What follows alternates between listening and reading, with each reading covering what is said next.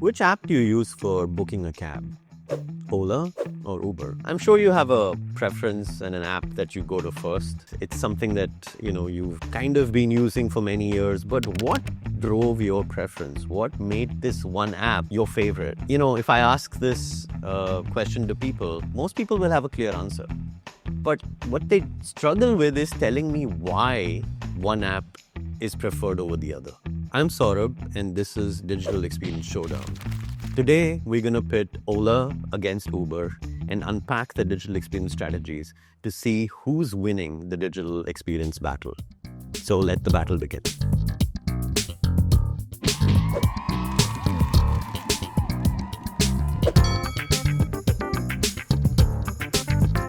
This digital experience battle will feature 4 variables of comparison. So 4 rounds of battle. Round 1, we'll talk about cognitive load. Cognitive load is one of those variables which we feature actually on most of these battles because it's one of those universal variables that apply to almost any digital experience. Round 2 will be discoverability.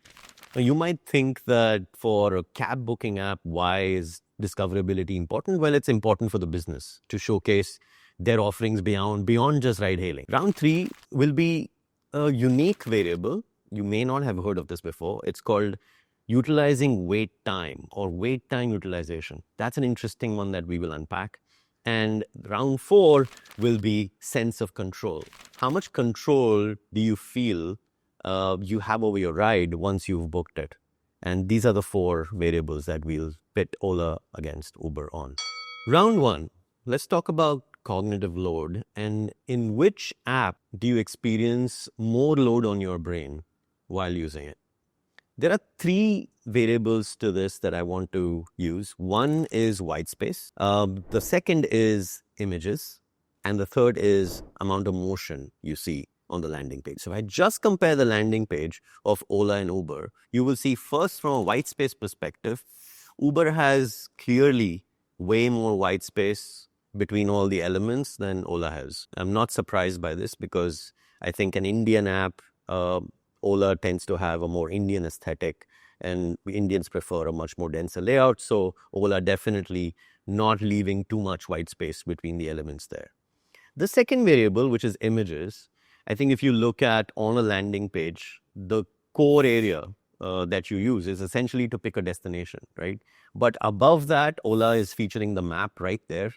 And below it, they are featuring some banners. There is way more number of imagery on Ola than on Uber. Uber is just showing you your destination fields. You can just use that to pick a destination and maybe make the payment from your previous ride. And that's pretty much it. There's not a lot of image distraction happening on Uber. Third, from a motion standpoint, there's actually very little motion on the landing page of Uber. There's not many things. Actually, nothing is moving. But on Ola, because you have the map, there is your current location. It's kind of animating where you are right now. And below that, there is a thin strip, which is a banner ad, which they're using to, I think, surface their parcel delivery service also, which is also an animated banner. So both those movements happening together are quite distracting. Sum total of white space, images, and motion, it's safe to say that Uber has lower cognitive load than Ola. So clearly round 1 goes to Uber. Round 2, let's talk about discoverability. For Uber and Ola, letting users know about all of the things they offer beyond ride hailing is very important because the more people discover these other things, the more they'll engage with them, the more chances of them buying those and thereby deepening their relationship with the user, right? That's the goal. Now, who's doing a better job at that?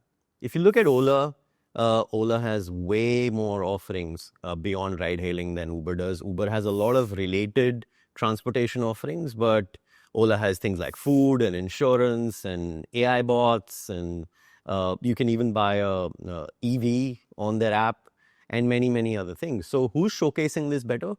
Ola is definitely doing a lot more to showcase these offerings up front. And even when you scroll down on the landing page, you will see that Ola is actually showcasing a lot of banners and deals about a lot of their other offerings like food and EVs and insurance, etc. Whereas if you scroll down the landing page on Uber, you don't really see that much about their ancillary offering, except some detail about how to book a rental and so on. So overall, I would say Ola is doing a much better job of showcasing all of their ancillary offerings and making sure discoverability is high on their app compared to Uber. So round two, I think definitely goes to Ola. Round three, we're going to talk about a really interesting variable called wait time utilization. This is unique to ride hailing apps. It's something that you do after you've picked your destination, you've selected your cab, and then you're just waiting to get your driver and your cab assigned. And sometimes that wait time is higher depending on if you're booking in peak times, and sometimes it's quite short. But what does each app do with that wait time while you're looking at the screen and waiting for that cab to get assigned makes a big difference in the overall digital experience strategy. So let's look at Ola and Uber's wait time interstitial page that people look at.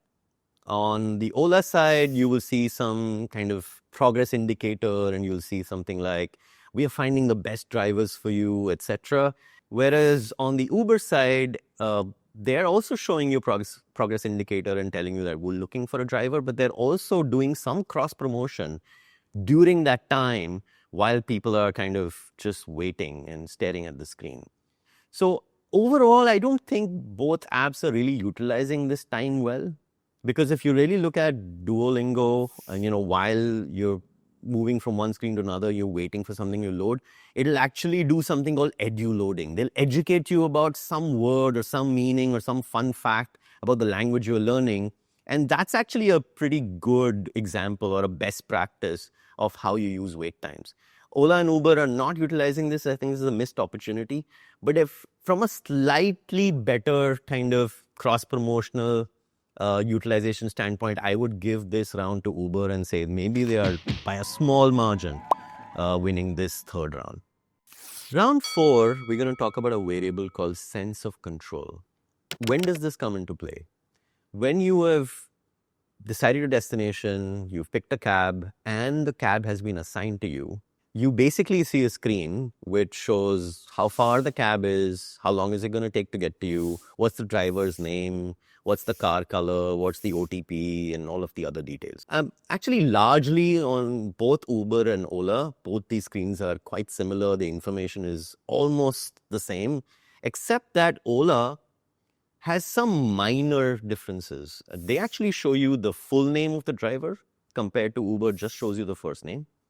And they actually write the color of the car in text instead of just showing it as an image on Uber. So if I'm colorblind, I won't actually be able to see what's the color of my car. And it really helps to have that written in text.